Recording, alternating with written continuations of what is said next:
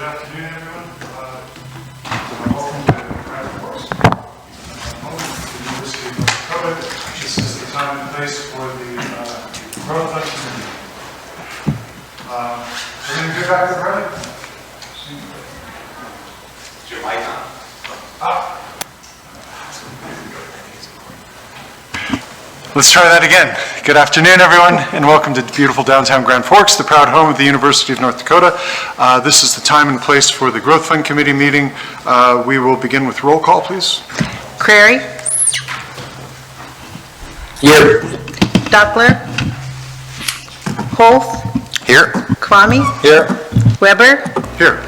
Whitney. Wolf. Here.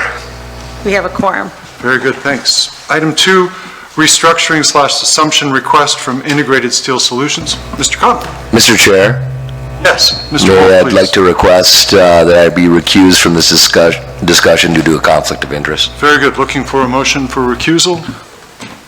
So moved. Second.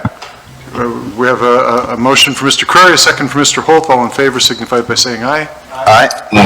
Opposed, same sign. Very good. Thank you, Mr. Wolf. Mr. Conlon. Good afternoon. So the request before you today pertains to the 4 PACE FlexPace loans related to the Integrated Steel Solutions project. There's some ownership changes occurring within sort of the various entities related to the project, and there are a few, so bear with me if there's any confusing parts. But essentially the request here has been brought forward by Bremer Bank, the primary lender on this project, to reflect those various changes. So I'll just try and run through those quickly. Currently there's 4 loans, 2 real estate and 2 equipment ones. All are guaranteed by the same ownership group in a limited capacity, 150% of each owner's ownership stake. But they are limited guarantees currently prorated amongst that group. The 2 real estate loans for this project won't be affected at all. The first equipment loan, the original one, was for 3 steel stud manufacturing machines whose the ownership entity who will own those machines will be changing. The new entity, Integrated Holdings, which is made up of a different ownership group, will own those machines, and therefore we are asking for that entity to assume the debt of ISSHC LLC, which is the original owner of those machines. And then we would ask that the current guarantors on there be released from their guarantees, and then we add unlimited guarantees for the new ownership group of that entity. Similarly, for the second equipment loan, which is to Integrated Steel Solutions Incorporated, which has a different ownership group, there's ownership, it has the same ownership group as the existing holding company that is changing to a separate ownership group, even different than the Integrated Holdings entity. So similarly for that request, we're asking that we release our existing guarantors on that loan, add unlimited guarantees for the new ownership group for that loan. So I told you there'd be several entities, so I apologize in advance. Bremer and B&D have both conducted their own sort of separate due diligence on this and are fine with the request, have the underwriting and stuff, and they've all granted their approvals on this, and no other terms for any of the loans will be changing. It's just the guarantors. So happy to answer any questions. Any questions from committee members? Hearing no questions, hoping for a motion. Move approval. Motion for Mr. Kwame. Second. Second for Mr. Holt. We have a motion on the floor. Any further questions or comments? Hearing none, all in favor signify by saying aye. Aye. Opposed, same sign. Motion passes. Very good. Thank you, Mr. Conlon. Item 3, lease amendment, Forum Communications. Ms. Richards. Thank you, Mr. Weber. Your staff report kind of walks you through our situation with this lease. When the Growth Fund bought the Herald Building in May 1st, then Herald or Forum Communications became a tenant. Under the terms of that lease, they originally leased 5,377 square feet of space on the second floor. Earlier this year, based on some communication with Airtonomy, they were interested in expanding their footprint. Their located adjacent to the Herald space on the second floor. After that discussion, the Herald found that they were able to kind of shrink back and free up about 1,500 square feet to reduce their footprint to the 1,452. While Airtonomy hasn't really come forward with a proposal to expand into that space, the Herald has receded from it, and so they have requested, and we agree that it's fair to reduce their rent accordingly. The actual cost per square foot goes up a little bit based on the CPI that's included in the lease, but what we're asking for today is authorization to amend the lease, subject to city attorney's review and approval, to reduce that footprint. And Corey Wenzel is, I believe, available to, if you have any questions for him or me as well. I am here if anybody needs me. Very good. Thank you, Mr. Wenzel. Any questions or comments from committee members? Mr. Kavami, please. So other than the CPI, the rest of the terms remain the same? Reduce the square footage, and yeah, that's it for now. Looks good. And Airtonomy has not come forward with an expansion plan. Do we have any sense, are those talks ongoing, or is that irrelevant The in ball your is mind? kind of in their court to get back to us with what exactly they want. We do hope that the building is kind of under construction here in 4 to 6 months anyway, but their fit-up request would be entirely separate from the EDA funded portion. But with any luck at all, we could get all the construction kind of mess underway at the same time, but no definite timeline. I'll make a quick editorial comment, and then maybe Mr. Wenzel has something to add to this. The health of the local press is necessary not just for the cultural and political health of our community, the economic health of our community. It's essential to the future health of our entire community. And I hope that this is simply a matter of finding new efficiencies for the health of the Grand Forks Herald. We're very fortunate to continue to have a local newspaper in this town. Mr. Wenzel, is there anything to add at this point? I appreciate that, and I agree with all of that, of course, but this has nothing to do with our health. It just had the fact that we really didn't need that space. And when approached by Todd Phelan and the mayor in discussions, we realized I think we could make that happen. So we did get out of there. We've been out of that space now for a few months. So the reduction in space and the reduction in rent have really nothing to do with how things are going at the Herald. It's just a matter of we really don't need that space after all. And upon being asked, could we move out of it? We did move out, and that's where we are today. Very good. Nonetheless, I look forward to the day when you come to us seeking additional space, because you're... I look forward to that day as well, and I do appreciate that, Mr. Weber, I really do. Very good. But at this point, a simple restructuring of a lease. No further questions or comments. I'm hoping for a motion. Oh, do we have something? Chair, Mr. Phelan, please. Sorry. Chair Weber, just because my name was mentioned, I think Airtonomy was probably more aggressive when they came to the mayor and I about needing additional space, and then since that time, you know, they want the space, but they're not quite sure when they need it.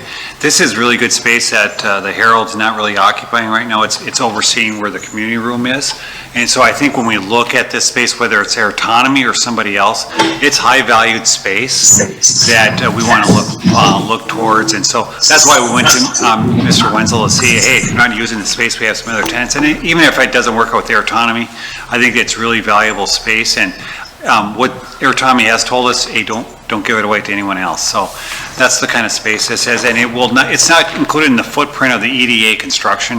This was space that we always wanted that you could move right in, and that's this kind of space that we're talking about. And it's adjacent to the existing suite where Airtonomy is. Very good. And so my other concerns aside, there's a lot of good news here, hopefully. Yeah. And that was the spirit of my question, was just sort of ask, I hope Airtonomy moves into it, right? But if they don't, you answered the question, is it leasable space that we can look, we want a full building, right? So if sounds like it is attractive, leasable space, so I'm good with proceeding. Is that a motion then, Mr. Holt? Yes, it is now. Have a motion from Mr. Holt, I'll second. second from Mr. Wolf. Any further questions or comments? Hearing none, all in favor signify by saying aye. Aye. Aye. Opposed, same sign. Motion passes. Item 4. Thank you. Oh, thank you, Mr. Carey. Very good. And item 4, Quality of Life Flex Pace Program. Ms. Richards. Yes, we have a new program for your consideration. As we have talked about a lot, there's more to economic development than, traditional primary sector job creation, and this takes us down that path. The Flex Pace program is available throughout the state, and each community decides, what constitutes economic development for us.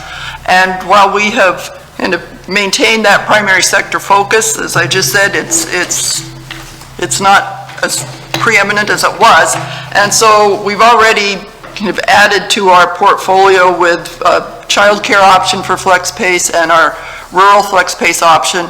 And then through City Council, we did recognize that in our Renaissance Zone plan, the value of those incentives could act as the local match for those developers to access Flex Pace financing. So with the mayor, of course, all on board with the quality of life and the importance of attracting and retaining workforce, the idea of a Flex Pace that addressed that came forward. And so that's what we're starting discussion today is what would that program look like?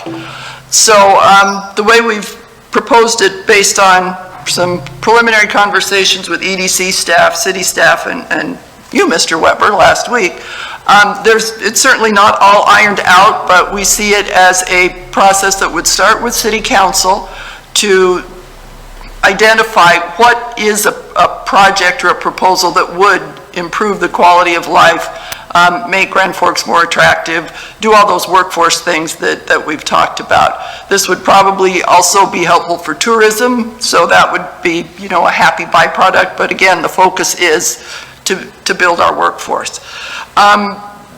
Your staff report kind of walks you through, would the funding come from 2163 as a quality of life program, such as, arts, beautification, or would it come from 5996?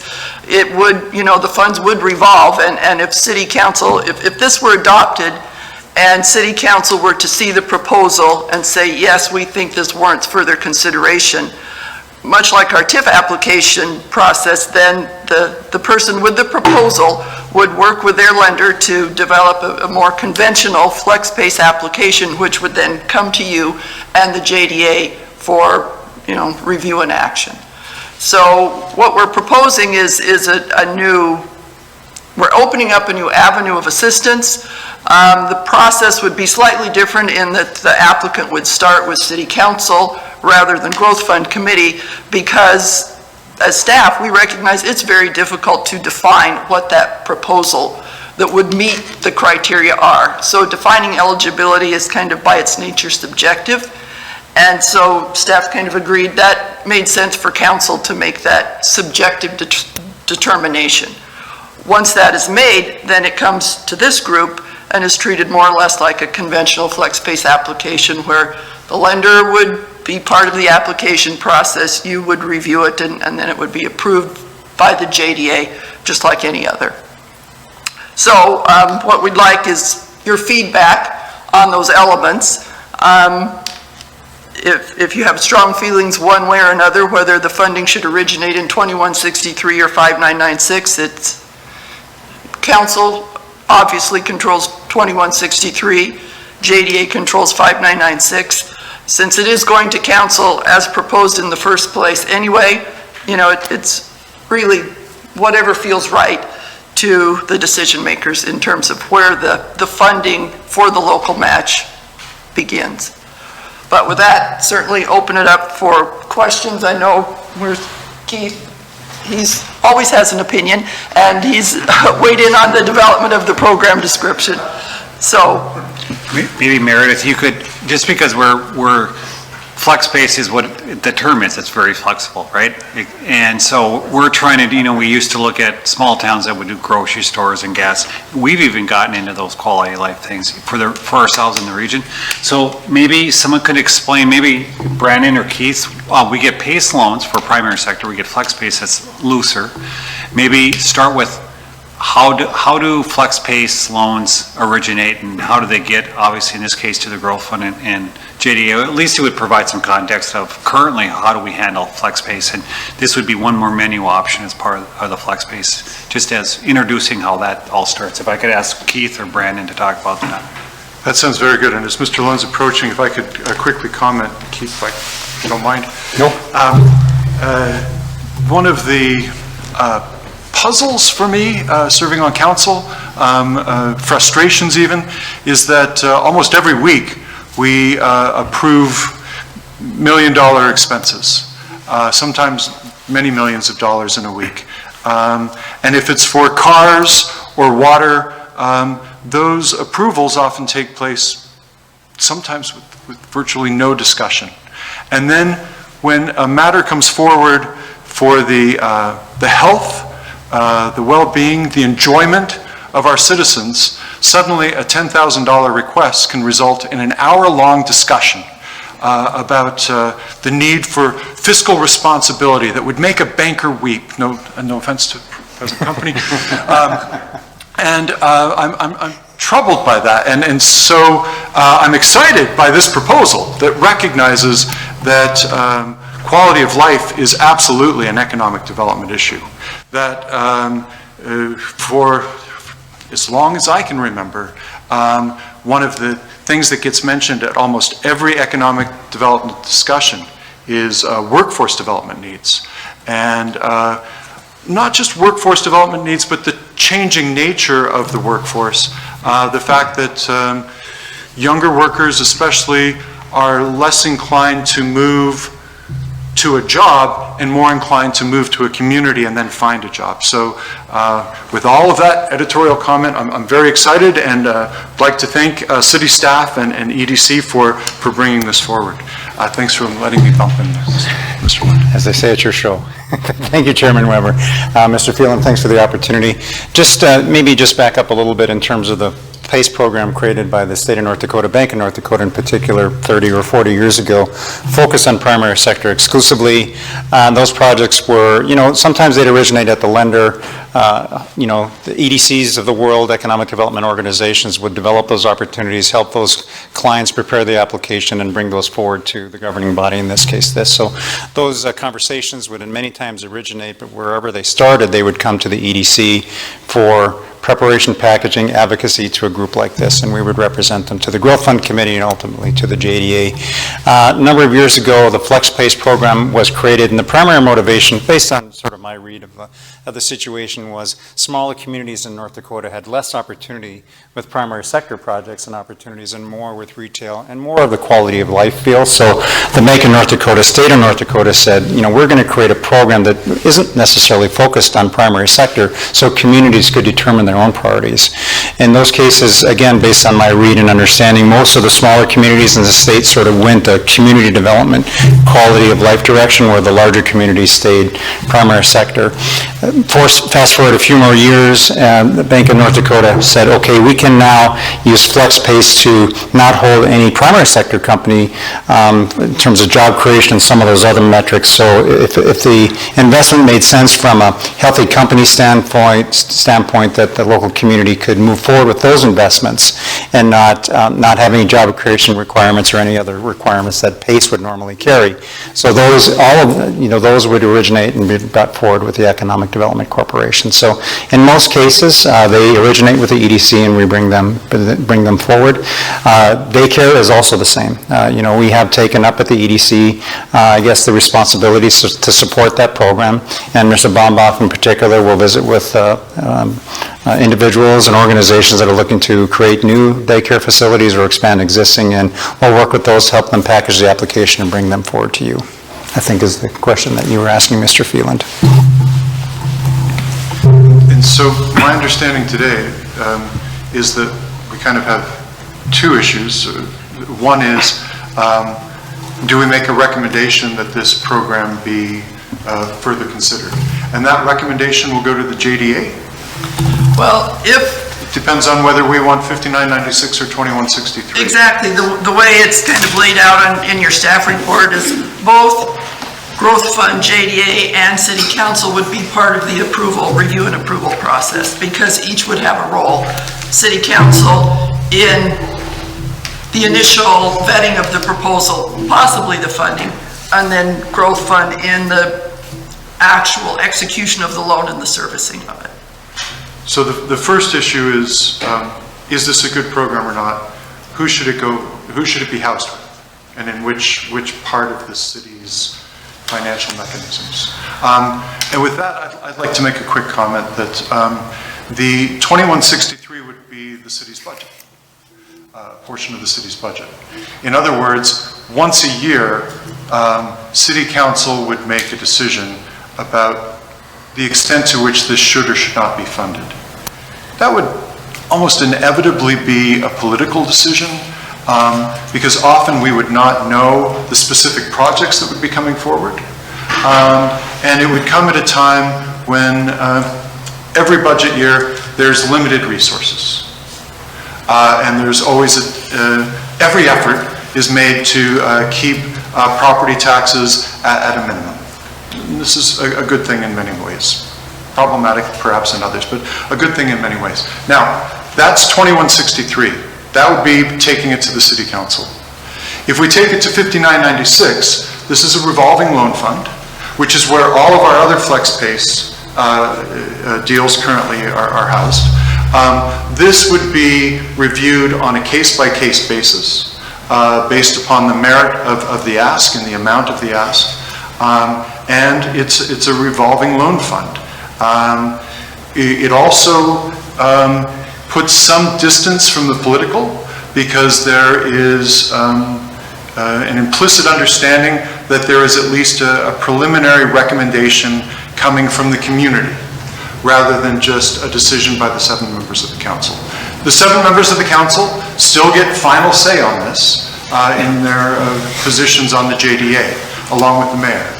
So it doesn't take them out in any way, but it's a very different feel.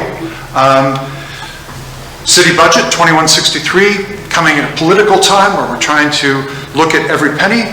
5996, revolving loan fund, looking at the best ways to use our rather impressive portfolio to promote economic development, including workforce development issues. And that's probably enough from me on that. Anything further from committee members or city staff at this time? Mr. Holt. I was going to ask Mayor Bochensky and maybe Mr. Lund too, if you had an opinion on that discussion, 2163 versus 5996. Yeah, I think that makes perfect sense. So I think what we'd be looking for today is just I do still think City Council needs to create the program and the avenue for this to happen, but I think we already have a system for FlexPace that worked great with the child care. This is just another piece of it, so I think that makes perfect sense. You know, some of these accounts have, you know, like you said, we wouldn't want to have to go for a budget amendment every single time if it came to 2163. We don't have to worry about how much to put in there. We've got revolving funds. I think it makes perfect sense. This is a great program. I'm excited to see what happens. So I guess I'd be looking for the same recommendation as Mr. Weber to move it forward as an initiative on 5996 and then send this to City Council for approval. Okay. On the other, and I agree with that. My only other question, just looking at the program parameters, you know, minimum total project scope, 500,000, is that the rule of the program? Is that just a numbers game? It's not worth it if it's less than that, or just kind of curious on that? Because, you know, if we're talking about filling gaps in Grand Forks, there could be projects that come forward that are less than that in total project scope, and if we have the ability to assist them, I think it's great. I think mini golf is one of them that's listed here. You can probably get some used putters for pretty cheap, so I was just curious about that. Well, right, that is, again, our decision to make. What is the minimum project size or proposal size? So I think originally discussion started at $1 million, and it was dropped down to $500,000. it's, I don't want to say arbitrary and capricious, but more discussion is certainly possible. I do, we don't want everybody who wants to expand their sidewalk seating from 2 tables to 4 to come forward with a flex space loan. We want it to be impactful and actually be a unique amenity. But I guess there's no law that says you can't have a valuable, unique amenity that comes in at $400,000 instead of $500 as a proposal. Yeah, I think the idea was to keep the moat just a little bit higher. If you get down lower, then you're going to have competing entities that are creating the same type of thing. Not that we couldn't have, multiple of whatever this quality of life feature is, but I don't think we want 8 competing, and then, we're running through all those. I think it just gets a little messy. So I think the number, that's certainly worth discussion, what makes sense, and it's something we could amend later if we're finding it's not the right number, but it was pretty arbitrary, and just, looking at some possible projects, they were, larger than $1 million, so. Yeah, and I agree with all of that, and I don't want a bunch of small projects coming forward. I want to make sure if we're going to do this and we're going to be flexible in the spirit of the program, that we don't set anything up where if something comes forward and it's a $495,000 project, we say, sorry, this is what we put in place, and we don't have flexibility. So as long as we have the ability to amend it at any certain time, I just would hate for that to be a barrier. Very good. Mr. Curry has his hand up, but let me ask a question quick, if I may, Russell. What's the minimum for our other flex space loans? Depends on the project. I'm not aware of a minimum. Chair Weber, there really are no minimums. The company obviously would need to be worth their while to go through the trouble to administer the loan, PACE loan or flex space loan to do that, but there is no minimum stated in the growth fund policy. In fact, by setting a minimum, almost of any level, especially as high as $500,000, we seem to be sending the message that larger concerns are important to us, smaller concerns are not. I'm Well, not this does understanding. set the bar high for an impactful project. Very good. Mr. Curry. Yeah, thank you. First, and I apologize, I got a little bit of a sore throat here, but first, it makes logical sense. I think this is just as important as primary sector is giving experiences and things for people to do, and that drives workforce as well, indirectly. So I think it's awesome. And just get diving into the weeds, I do agree just with the parameters at $500,000, because the loan can be used for both real estate and or equipment, correct? Correct. So then, I'm sorry, right? Yes. Okay, so then I'm just wondering, maybe you can break it up. Maybe if it's, somebody's building something, Top Golf or whatever, well, of course, if they're starting anything from scratch or any sort of real estate, that 500 threshold is really not that hard to overcome. But if you have something in an existing building or an existing space that they're trying to retrofit or whatever, and or they're leasing and they want to bring in some new equipment, or to Mr. Holt's point, add a mini putt course to their existing infrastructure that they already have, then it might not be $500,000. So I don't know if, I would share Mr. Holt's sentiment too, that as long as it's flexible, it's nice to have, an arbitrary number that we want, some good amenities, but yeah, we don't want to limit it either. And I don't know if that's something that, it adds a burden to staff, but if there's some way that staff can screen them, where it's like, hey, this is probably worthwhile for city councils and JDAs and growth fund committees' time, like you said, not expanding from 2 to 4 chairs, but actually something worthwhile that could be a good addition. It'd be nice, I think, to keep it as broad as possible, so it allows people that maybe have some creativity, or maybe they can do something, and maybe it's just some equipment that they're going to add to the greenway for a ropes course 3 months in the summer or whatever. I don't know, I love the idea of having something like this, an avenue for people to go after. I don't want to handcuff us either by being too strict. Mr. Cavani, please. I completely agree. Could we change the language to just say minimum recommended total project scope $500,000, and then that way, if I'm hungry and I want to do something and mine's 400 or 300, I bring it to the table and then we can talk about it? I think, Chair, we just call it, maybe that's a targeted amount, but it's not exclusive. So I think with programs and policies, you don't want to have thou shalt. I think we should say it's targeted in this amount, but not exclusive. And then we can always, less than 500,000, we can always look at those as individual markers and if they make sense. And ultimately, I think that's why it's probably good for the city council to review them first. is this time, does the project make sense to go through all the review process so we don't get to the end and break someone's heart? So I think in those cases, it really makes sense to start at the top and then work back through it. Mr. Phelan, you just said something there. You said first to have it reviewed by the council. So are we talking about the program, or are we talking about individual asks? Are we into the process now? I think we're into the process. So I think what we hear is everyone's for this. Let's make it flexible and not, do the thou shall not. Approve it through the council, right?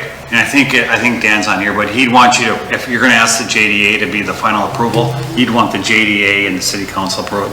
I know it's similar, but it's different. So let's have both entities approve the policy.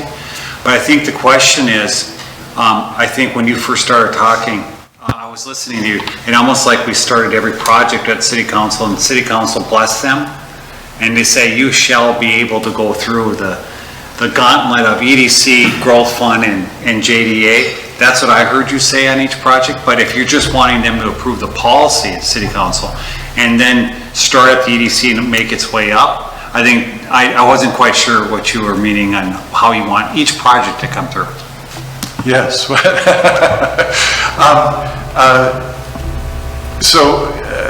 I'm concerned about politicizing a flex-based program that has not been politicized in this way previously.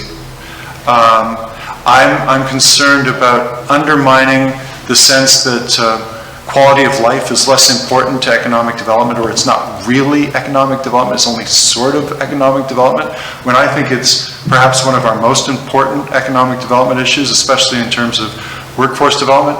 I look around town and we have restaurants closing on what would normally be busy nights because there's not enough workers. We have businesses unable to expand because there aren't enough workers. So workforce development and quality of life go hand in hand. So yes, I'm wanting to limit the political process here. I think that absolutely this is going to be a council decision, whether this program should move forward or not. And so I'd like to stay on that conversation for now before we go into the process. With that said, if we're still talking about this, I'm hearing a lot of support, great program, a lot of support for it, but some concerns. And this is where I fear that I might be wrong, but I think I'm headed towards a losing vote on this one. I don't see the need for any minimum on this. We don't have minimums on our others, and I don't want to be picking large concerns over smaller concerns. If it adds to the quality of life in our community, I think it's a legitimate request for us to consider. But with that, Mr. Wolf, please. Yeah, I was going to say thank you, Chair. You'd asked a couple questions. Is this a good program, and where should it go? So, as a banker, yes, I think it's a good program. Quality of life is important. So, to your point on the discussion about the size of that, I mean, it's a fair question. We don't have it in other places. I think the concern is how can we make sure that this is impactful and we don't have, as has already been said,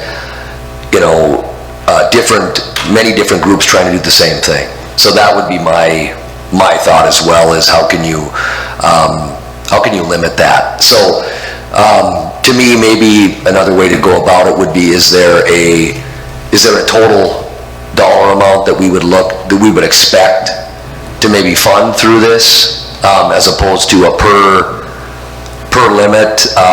Do we have any insight in that? I'm not saying I have the answer, but that might be another way for us to approach this. Just a thought. So to me, I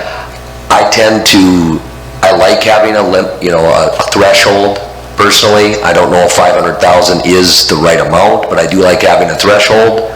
And I also am one, as I've talked, I like to try to have what is our target? If we're trying to have something on our balance sheet here, what would we be shooting for? So those are my comments. I'm in favor of some type of threshold, although less, and I'm curious on if anyone has an idea of how much we would potentially want to put in this program. Thanks, Mr. Wolf, and that's consistent with the portfolio approach that you've been advising us on for the last year or longer. In relation to what Mr. Wolf has brought up, can I ask, what's the smallest flex-based loan that we've made to date?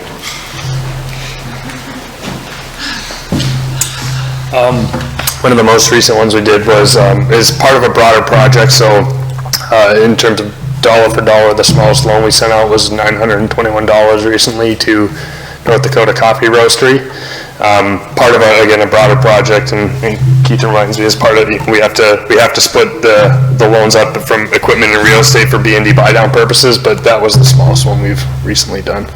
So I guess I could live with the $500 minimum, if we need to set a minimum. But more importantly, do we have some sense of how we might set the kind of threshold that Mr. Wolf is asking for? How much are we willing to invest of our overall portfolio into quality of life? How should that be divvied up? Is that consistent with what you're asking, Mr. Wolf? Yeah, yes, it is. I mean, Yeah, yes, please, go ahead. Mr. Chair, if I may. No, I mean, I think it really is so circumstantial. I mean, I don't know how you can set those parameters yet, because if we have, a lot of applications that are really, really awesome, and the funding's in place at the time, and revolving funds are looking good, then, I mean, it's hard to set parameters, either both on a minimum threshold, as well as how big do we want the portfolio to be. I don't know if we'll be able to hammer out those details right now. And I think the key again is to be flexible and to be open and to have that mentality that, hey, the city is in, the committees within the city are willing to work with the general public. Let's get something going, and let them bring it forward, and then kind of go from there. It's more reactive than proactive, but for something new like this and something that I think could really be a benefit for the community, I value flexibility. Fantastic. And if I may, on a global level, if we review the literature, there is a wealth of evidence that microloans tend to have a far broader reach and greater benefit than large loans. And so if I were asked to come in on a Wednesday afternoon to review 10 flex-based loans, each for $500, that offered some quality of life, that seems consistent with the mission of the JDA. But Mr. Holt, please. I agree with Mr. Cleary that it's difficult right now. I like Mr. Phelan's idea of putting a targeted number on there to, this is new, right? Let's try it and see how it goes. I don't know. I think we just have to start somewhere. If it were up to me, I'd be in favor of lowering that targeted number to even 300,000, right? As a targeted number with understanding the flexibility. And I'm basing that just off of someone who has equipped some businesses before, so having a general understanding of what equipment might cost for small businesses. So I'd be in favor of lowering that and using targeted language, understanding that we have flexibility, and we market the program as being flexible, right? So that's kind of where I'm at. If I may, in terms of the mechanics of a flex-based loan, if the city's putting up 300,000, that requires that there be some, No, the 300,000 would be the development cost. The operator, the proposer's project cost, we're capped at 107,000. Right, that's just per project. Just the interest rate buy-down. Thanks for the clarification. Loan, yeah. Okay. Sure, if I may just add, the $900 flex-based loan was actually the community's subsidy piece of that, so the proprietor's loan was larger than that. If I might, I was just thinking about this today and this weekend, and it's really hard to define. And so one of the ways that I would define it is that investment something that the CVB or the city or the EDC would market to a broader audience to demonstrate that it's a quality of life investment. So that takes the 2 additional chairs at a restaurant outside out of the equation. But that's really hard to put parameters around that. So in some ways, I think it might be a political decision in that, is this the investment that we want to see within our community to really bolster that quality of life. It's a difficult conversation. We're creating something that's new, that is difficult. When you talk about, regardless of the size of a flex place loan for primary sector, that's easy to define. It's a business that manufactures or produces something that sells it outside the region, and whether they're adding jobs or buying equipment, maybe they're adding to their inventory, but they're creating a healthier company, and we need those companies to bring in new wealth outside to support the people that live here. They bring in new dollars. Pardon me, you and I traded back and forth to go to the movies and go to the restaurant. That's how the economy works. When you're talking about these investments, defining what is going to move the dial on a quality of life standpoint is, I think, where we're all going to spend a lot of time and discussion over as we develop and even implement this program. Thank you, Mr. Yes. Yeah, I think the targeted, and think of the Accelerate program and think of all we're trying to do here. Like, let's just start somewhere and see where we're going and let's move forward. I was in a very small town in Illinois and saw mouse racing. I don't know if that makes it, right? I don't know if anyone's moving to town. So there's somewhere between, but let's do something because we all need people. We need to hire people. Let's just go, and if it's not aggressive enough, then we just throw it back to these guys and say, go again, Very good. Mr. Mayor. I think I like the comment. We're all in agreement that this is a good program and setting the parameters. Maybe for now, in my mind, I'm thinking, 3 to 5 projects a year, somewhere in that range. And keep in mind that these aren't loans that we're giving. We're just doing interest rate. It is a loan, but it's part of the interest rate buy-down piece. So we're getting the money back. We're not giving out a micro loan here. We're buying down their interest rate so they get a loan from somebody else. So I think we have other features, startup loan. We have other type of loan things for that micro deal here. For me, this is 3 to 5 projects, and the cap's 107,000. So, do we want to set an amount? I would love to fill this up right away. The sooner the better we get projects going, and then let's reassess. So if you want to go down to 300K, or you just want to say that's our target, and just say that our targeted is $500,000. But if something comes in at 300, we got the flexibility. It's flex pay. So I think move forward in that. Just be nimble. We'll be ready to make changes as needed. The growth fund's probably met more times than any of you dreamed of since you joined, but. I think we're all pretty excited about it, and we don't know enough to exactly set it. So let's use some softer language like targeted and such, and move forward. Very good. And I also, sorry, just yes, to please finish off, I don't think it makes much sense for this now as we talk about setting up the parameters of the program. I think we can just run this. I don't think we need to go to council to decide and then back. I think once it gets to us, the council and myself as acting as a JDA do have the final say anyway, so we don't need to look at it at the beginning and the end. Let's let it get there and make the decision. It'll clean it up a little bit. So. Very good. So thanks everyone for entertaining my passion there for a moment. I back off. We have a program we seem to be in support of. We seem to be in support of this moving to 5996 rather than 2163. Some support for a guideline around 300,000. Help me to understand, this recommendation will go to both council and JDA, or if it's 5996, does this just go to JDA? Well, that's what I would like some clarification, because the rationale for it going to council would be the gatekeeper for applications. If through these discussions you want, EDC, I guess, would be the initial screener of proposals in terms of, is this impactful? That would alter the parameters of the program markedly. If council is not the gatekeeper, but EDC is the gatekeeper. Uh-oh, here I go again. All right. So, Can I go before you go? please, Mr. Holt, yes. Can I put on my EDC? Community first, yes, Can I put on my please. EDC chair hat first, really quick? Do we need the EDC to be the first gatekeeper, or can the growth fund be the first gatekeeper? Can these come to the growth fund and growth fund to the JDA? Do we need to create additional steps? And I think because your EDC board is diverse, and it also includes community members from public entities. Yep. And I don't use the word gatekeeper, and so nobody in bureaucracy should be gatekeepers. We're facilitators. Okay. And so we're not calling balls and strikes. If you bring this in, we facilitate somebody to fill out the application. We're supposed to be objective and opinionated. It goes to the EDC board as members of the have been appointed on behalf of the community to review things.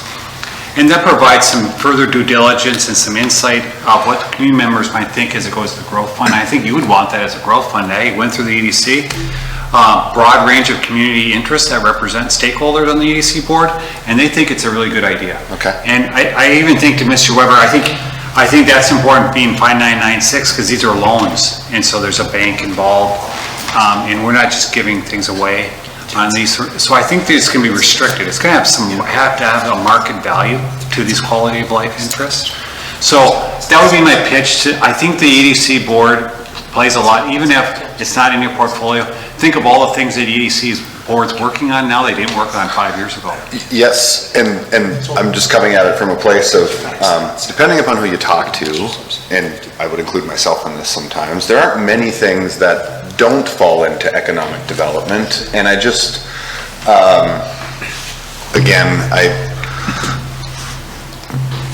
there's a lot that comes in front of the EDC board. You guys have attended the meetings, we run out of time almost every, and I'm wondering if that step is necessary. I'm one person. If everybody else feels that it should go to the EDC board, fine. There's been tremendous benefit of having the chair of the EDC on this committee, so thanks for that insight, Mr. Holt. And I found, I found Mr. Lund's statements about this is a different kind of animal. It's harder to define. I found that compelling. Nonetheless, this is a flex-based loan, and I'm concerned about creating an entirely new process or even a different process for this class of flex-based. But Mr. Wolf, please.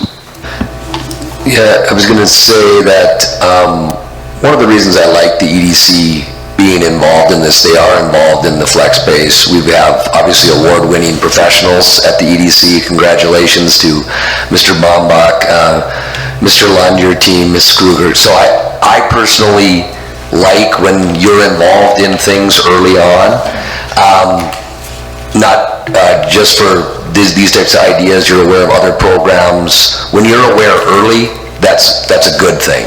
So I'm in favor of having you involved. That's why I'm also in favor of trying to have a target, because that will hopefully set to where we're having meaningful conversations. But I am in favor of having the EDC involved for that reason.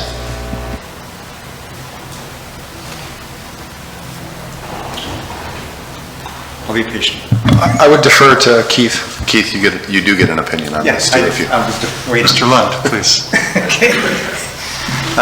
Chair Weber, members of the committee, I appreciate all the positive comments and very supportive of this program. As you all know, we worked with city staff to develop it. I want to step back a little bit. So the EDC has been involved in a lot of discussions that fall outside the primary sector, and some that aren't even FlexPace related. I come back to a couple of examples. FlexPace for childcare, so that's one. That really wasn't the EDC's core mission, but recognized its impact on workforce and visited with all of you, and that's now part of the growth fund portfolio. Step back, and even years before that, there was an issue with housing and affordability, but also availability back a number of years ago, and we used our convening influence, I guess, for lack of a better word, to bring developers and cities and builders and landowners together and crafted some policy that was there for a while and no longer there, but from my standpoint, it helped a bit. And we have weighed in, and Todd talked about the TIF example where, I got to stop doing that. The city council will take a look and provide some authorization to move forward with a TIF. The EDC board typically says, we think these are good ideas, and the city, other tasking entities, if it goes beyond 5 years, to support, and we provide that recommendation. The question to me about this program is who is driving that activity? So is the EDC expected to develop a children's museum concept and drive that from concept to putting the loan together and bringing that to the city council? I view that really as more of a city activity, maybe even more of a mayor's office sort of activity in terms of promoting the community. So if the EDC is being looked at because we have very smart people on our board, and I think we do, and are very passionate and committed to the community, and have a strong opinion and generally right opinion on what's going to make the difference in our community and our region, I like that a lot, and I think we have a lot to offer there. To for me, it's a bit of a bandwidth question. If we're expected to develop projects relative to children's museums and aquariums or other things like that, I think we have to have a conversation about some additional administrative capacity to help drive those things. So the bandwidth for driving a proposal or for giving an opinion on the proposal.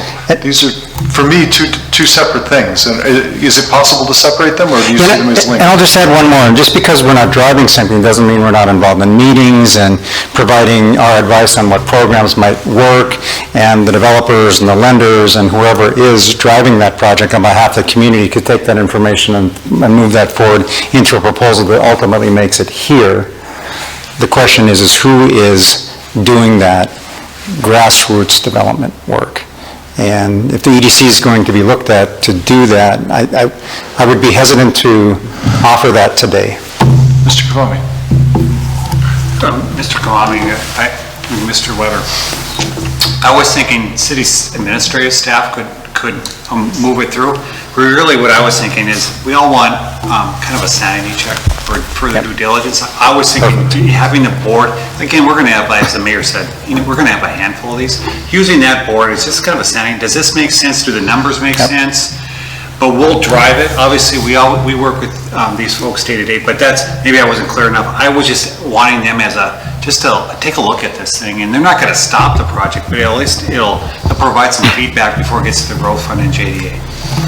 Wonderful. I see lots of heads nodding up and down. I like that a lot. We've been too busy to coordinate tonight, but I like the way that sounds and feels. EDC is going to have to put the numbers together so we know what the buy-down is, how much it is. They're going to have to do the simple banking side of it as well to help out, so.